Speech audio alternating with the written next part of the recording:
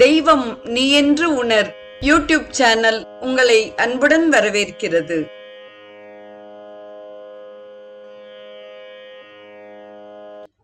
அன்பு உள்ளங்கள் அனைவருக்கும் ஒளிமயமான உற்சாகமான காலை வணக்கம்.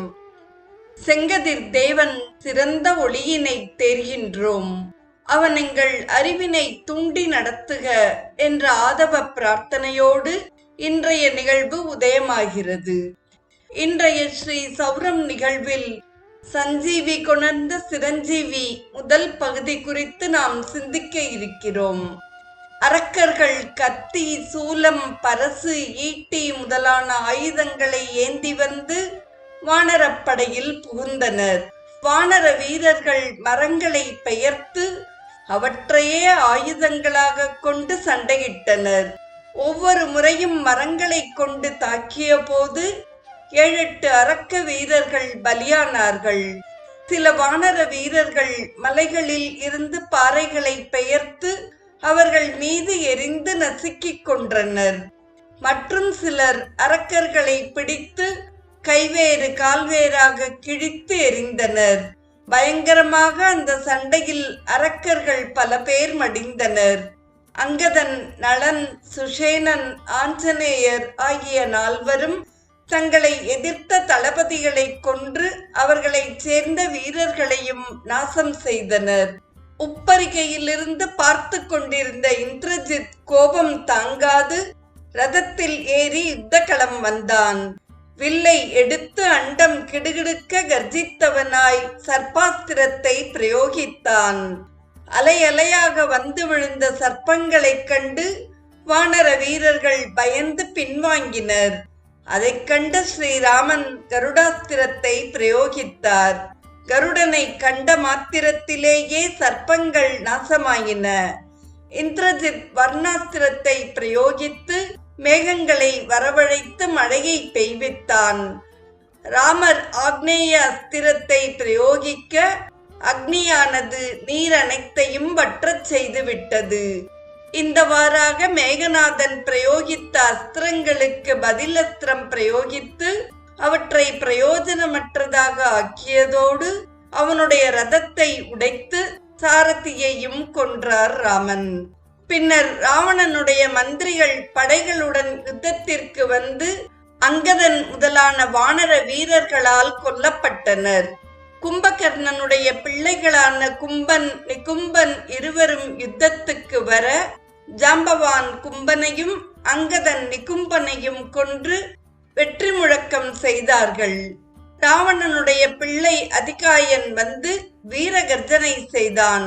லக்ஷ்மணன் ஒரே பாணத்தால் அவன் தலையை துண்டித்து அதை ராவணனுடைய சபையில் சென்று விழச் செய்தான்.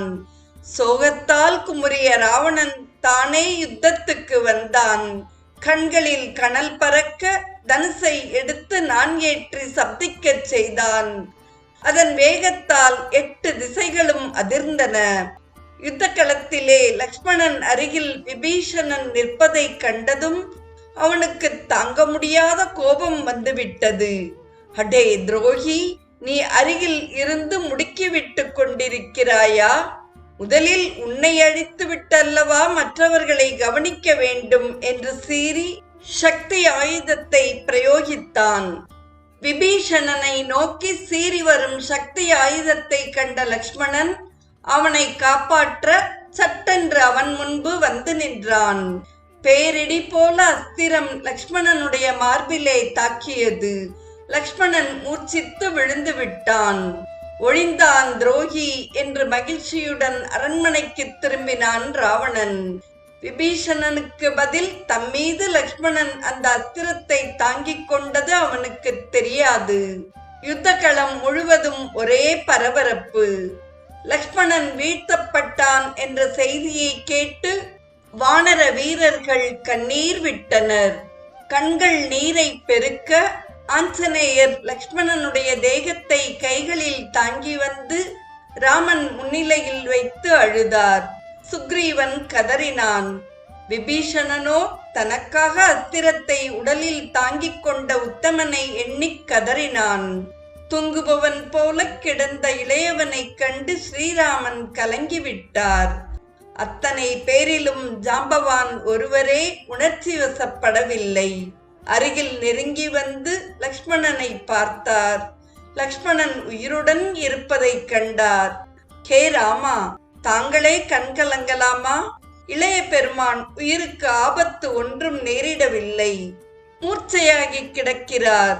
மூர்ச்சையை தெளிவிக்க ஒரு காரியம் செய்ய வேண்டும். மேரு பர்வதத்தின் சாரலிலே சஞ்சீவி மலை என்றொரு பர்வதத்தில் சில மூலிகைகள் இருக்கின்றன. அவற்றை கொணரச் செய்தால் இளைய பெருமானின் மூர்ச்சையை தெளிவித்து விடலாம். மேலும் அந்த மூலிகைகளின் காற்று பட்டாலே இறந்தவர்கள் கூட உயிர் பெற்று எழுந்து விடுவார்கள் என்றார். மேரு பர்வதம் வரை சென்று வரக்கூடியவர் யார்? தாமதம் செய்யாமல் விரைவில் கொண்டு வர வேண்டுமே. அந்த காரியத்துக்கு ஏற்றவர் ஆஞ்சநேயரே என அவரை அழைத்தார் ஜாம்பவான். மூலிகைகளின் அடையாளங்களையும் அவற்றின் இருப்பிடங்களையும் சொல்லி விரைவில் திரும்புமாறு கூறினார். ஆஞ்சநேயர் ராமனது பாதங்களை பணிந்து கண்களில் ஒற்றிக்கொண்டு புறப்பட்டார்.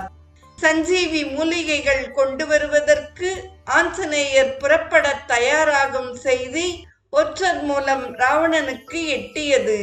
அவன் அனுமானின் முயற்சியை தடுக்க தனக்கு மிகவும் நெருங்கிய நண்பனான காலநேமி என்ற மாயாவியை அழைத்து அனுமானுடைய முயற்சியை தடுக்குமாறு உத்தரவிட்டான். காலநேமி ஆஞ்சநேயர் வருவதற்கு முன்பே இமயமலை சாரலில் தடாக கரை ஒன்றின் பக்கத்தே ஓர் ஆசிரமத்தை மாயையால் அமைத்து முனிவராக அமர்ந்திருந்தான். ஆஞ்சநேயரை கண்டதும், ஐயனே, நீ புறப்பட்டு வந்த காரியத்தை நான் அறிவேன். அதற்கு இனி அவசியமே இல்லை. லக்ஷ்மணன் சுகமாக எழுந்து விட்டான். ஆகவே நீ இந்த ஆசிரமத்தில் தங்கி என் உபசரிப்பை பெற்று நாளையே திரும்பலாம் என்று அழைத்தான். நெற்றியிலே நீர் பூசி ஜடாதாரியாக அங்கே அமர்ந்திருந்த காலநேமியை முனிவராகவே நினைத்து விட்டார் ஆஞ்சநேயர். அவர் யோக திருஷ்டியால் லக்ஷ்மணன் எழுந்துவிட்டதை அறிந்து சொல்கிறார் போலும் என்று எண்ணினார். ஆகவே முனிவருடைய ஆசிரமத்தில் நுழைந்து அவரை நமஸ்கரித்தார். காலநேமி தன்னுடைய திட்டம் பலித்து விட்டதென்று மனத்திலே களிப்புடன், வாயுபுத்திரா, வெகு தூரத்திலிருந்து வந்திருக்கிறாய். மிகுந்த களைப்புடன் இருப்பாய். தாகசாந்திக்கு அதோ அந்த குடத்தில் இருக்கும் நீரை பருகு என்றான். ஸ்ரீராமரை அனுதினமும் எல்லா நேரமும் நினைத்து கொண்டிருக்கும் ஆஞ்சநேயருடைய உள்ளத்திலே சிறு சலனம் ஏற்பட்டது. சுவாமி, நான் மிகுந்த தாகத்துடன் இருக்கிறேன். இந்த குடத்து நீர் போதாது. பக்கத்திலே தடாகம் இருக்கிறதா என்று கேட்டார். காலநேமி திடுக்கிட்டான். தான் போட்டிருந்த திட்டத்தை அறிந்து கொண்டு விட்டாரோ என சந்தேகித்தான்.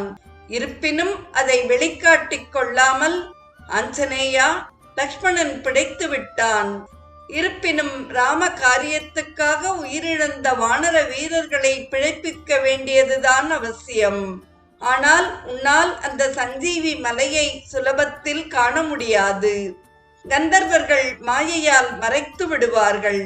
பக்கத்திலே ஒரு தடாகம் இருக்கிறது. அங்கு சென்று நீராடி தாகசாந்தி செய்து கொண்டு இங்கு வா. உனக்கு சில மந்திரங்களை உபதேசம் செய்கிறேன். அவற்றின் உதவியால் கந்தர்வர்களை ஜெயித்து சஞ்சீவி மலையை அடைந்து திரும்பலாம் என்றார். ஆசிரமத்திற்கு சற்று தூரத்தில் இருந்த தடாகத்துக்கு சென்றார் ஆஞ்சநேயர். இந்நிகழ்வின் தொடர்ச்சியை நாம் நாளையும் சிந்திப்போம். இன்றைய ஸ்ரீ சௌரம் நிகழ்வில் சஞ்சீவி கொணர்ந்த சிரஞ்சீவி முதல் பகுதியை அனுபவித்த அத்துணை நல்ல உள்ளங்களுக்கும் நெஞ்சார்ந்த நன்றி. மீண்டும் ஆதித்ய சிஷ்யன் ஆஞ்சநேயனோடு நாளையும் நாம் நமது பயணத்தை தொடர்ந்து பயணிப்போம். தெய்வம் நீ என்று உணர் யூடியூப் சேனலை கேட்டு மகிழ்ந்த நீங்கள் உங்கள் நட்பு வட்டத்திற்கும் பகிர்ந்து தொடர்ந்து உங்களது நல்ல ஆதரவினை சப்ஸ்கிரைப் செய்து வழங்குமாறு அன்புடன் வேண்டுவது உங்கள் அன்பின் விசாலம்.